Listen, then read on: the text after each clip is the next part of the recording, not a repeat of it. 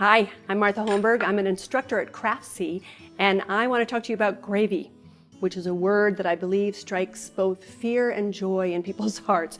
Gravy's fabulous, but there are often little bugaboos along the way. People get lumps, they freak out about lumps, don't know how to make the texture nice.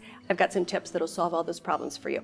So in my roasting pan, I have beautiful turkey gravy. Smells great, nice texture, but lo and behold, I've got a few lumps, and you know what? That happens. It happens to experienced cooks, it happens to new cooks. It's not a problem. You know, you try to cook them out a little bit. If that doesn't work, there's a magic trick, a strainer. So let me just show you here. You know, we're going from lumpy, and now we're going to go to satiny smooth. And you may want to strain gravy anyway to get any little bits of turkey or herbs or anything like that. Just, you know, gravy is all about texture, silkiness, gorgeousness. And this is just a simple mesh strainer. I've set it right over a saucepan. I'm using a strainer that has an extra little handle on it so that it doesn't tip. I'm going to reheat this. And we're just going to push through with a rubber spatula or even a wooden spoon.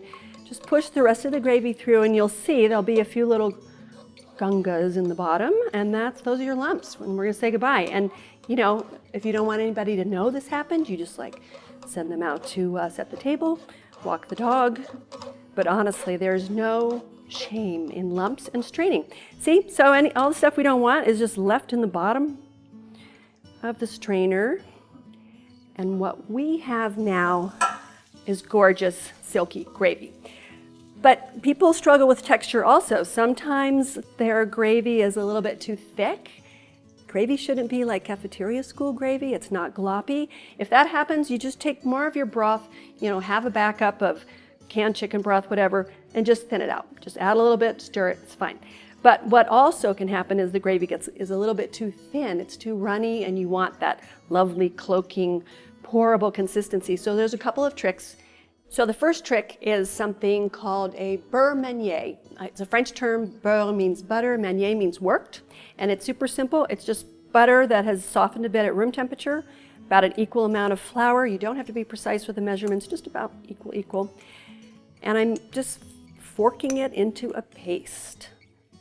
And this is kind of like the ingredients that we've already thickened our initial gravy with, which was flour and the turkey fat. So it's kind of like an independent roux.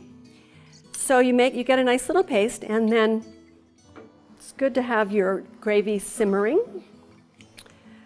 And anytime you're doing any extra thickening, just go slowly. Do a little bit at a time so that you're not over thickening and then you have to thin it out again. So I'm just going to knock off a little bit, whisk it in, knock off a little bit more.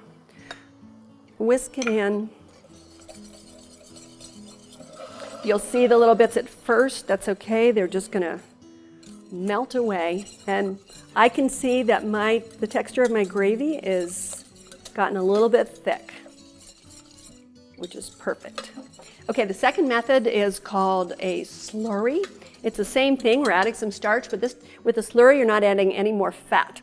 So what I have in here is some cornstarch and some water, and I'm mixing it up with my finger because that's how I make slurries. It's really hard to get the two things to dissolve properly with a spoon, so you just stir it around, and it doesn't make something as thick as a paste. It's just it's a slurry. It's watery. And again, you'll have your sauce nice and hot. Just pour in a little bit, whisk it. And I find that a cornstarch slurry thickens a lot faster than the other methods.